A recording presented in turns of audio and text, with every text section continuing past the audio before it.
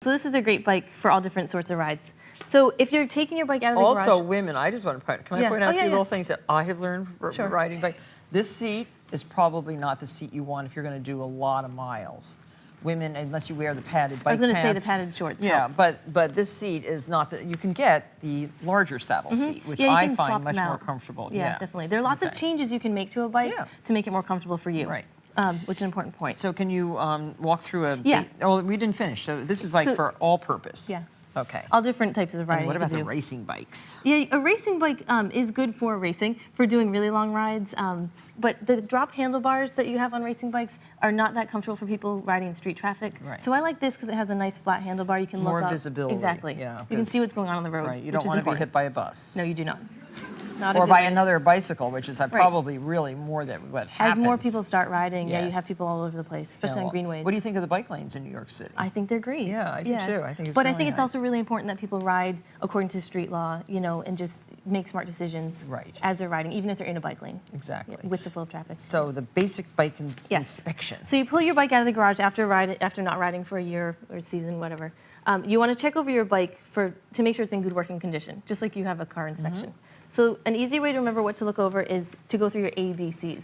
Okay. So what do you think A stands for? A. Need a hint? I don't know. It stands for air. So you want to check the air. I would say T. I would say that was T for tire. I'm much more practical. So that you want to check the air in your tires.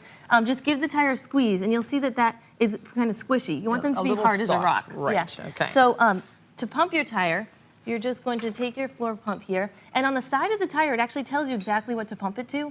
The recommended on some tires, inflation rate, depending on how old your bike is. Oh, okay. On most new tires, they're going to tell you. It'll say inflate to. It gives you exactly what to inflate it to. What does this one say? This is 50 to 85. Okay. So then you're just going to use your floor pump to pump up to between 50 and 85. Until it's hard as a rock. Remember how we used to stop at the gas stations and have to do it on the gas station and I think a lot of people still do that. Oh, but it's important to have a pump. Oh, I have those at home. If you have a bike, you should have a pump. Definitely. Because, you know, with the pumped up tires, you're more efficient. It should be a little bit further than that. Yeah, it would take a little while. Okay. So we're just going to take this off, close this up.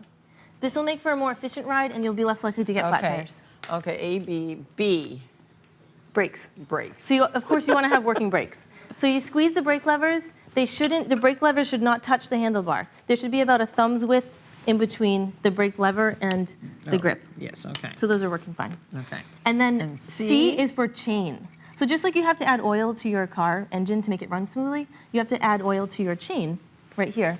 Okay. To keep it running efficiently. It's very disheartening when your chain comes off and you are, you know, trying to struggle getting it back on. Yeah, but that's an easy Usually fix. you just throw your bike in the woods on the side of the road and hitchhike home. It's happened. I've hitchhiked home, then I have to come back with a truck. And but if you keep your chain clean, you can pop it back on and you won't get that dirty. Okay. So what you're going to do is spray off your chain to get any grit off that you might have gotten from the road. So use canned air? Yeah, well, I just use simple green and a rag. Spray it, clean it off.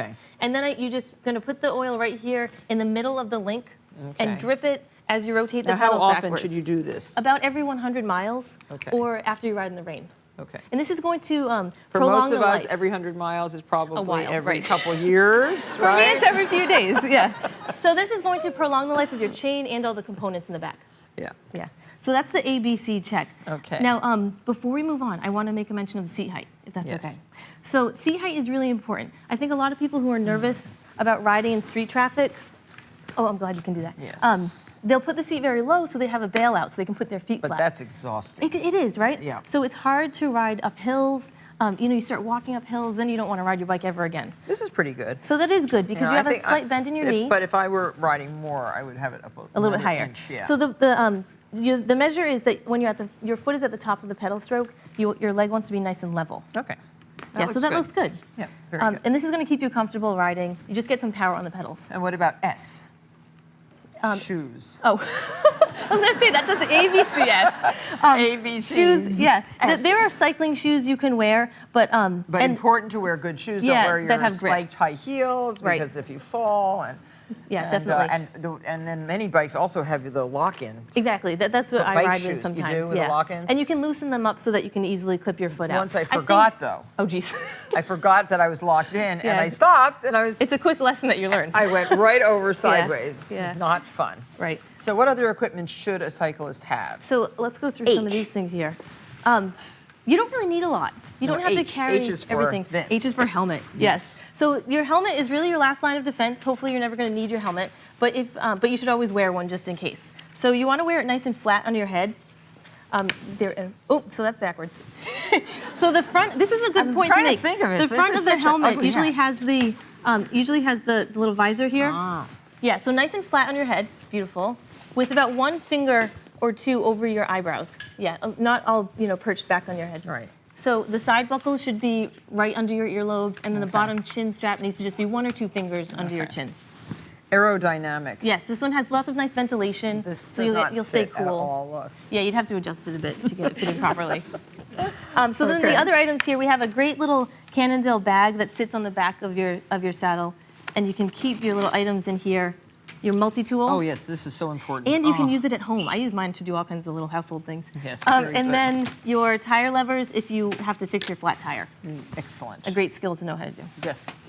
So that's all the equipment and this little bag. Need. Yeah, it all fits right in there. And where does this get hooked onto? Onto the back of the saddle. See, it's attached to that bike right there. Excellent. Yeah. Okay. So this is all you really need. Very good. So I'd love to talk a little bit about riding in street traffic. Oh, yes. Because I think that's another cause of anxiety for a lot of people. Well, how many of you ride in street traffic on a regular basis? Let's see those hands. Yeah, well, quite a that's few good. actually. Yeah, that's not bad. And so the main thing to remember is that across the country, bicycles are considered vehicles. So think of yourself as a driver on the road and know that you belong on the road, that that's your space. Not you shouldn't be on the sidewalk. No. Oh, when you use Hampton, you get a ticket. In New York, yeah. Yes. So as an adult cyclist, stay on the road, assert your position on the road, stay in a nice, steady, straight line away from parked cars, and start thinking like a driver. So what does that mean? Adhere to traffic law. Don't hang on to the back of buses. Oh my God. don't hang on to the back of buses. You'll never see me doing that. But really, ride with the flow of traffic. Stay away from the parked car doors. Signal your turns. Signal your lane changes. Be predictable. So following traffic law, it maximizes your predictability. Don't cut in and out because you're going to get killed. You never want the driver behind you to wonder, what is she about to do? Is she turning? Is she coming towards me? Use lights at night and just be very visible. What kind of lights? A front white light and a rear red light, just like a car. Oh. So really start thinking like a driver of a vehicle, and you'll just feel much more comfortable and confident on the road. What about rain? Rain, this is why the Schwinn cream is great. It has fenders, so yes, it'll keep your legs nice and clean. But riding in the rain can be invigorating. Yeah. Well, she's a real bike rider. Yeah, I can tell. And how many of you think that this Schwinn Cream 3-speed would be a great bike to have?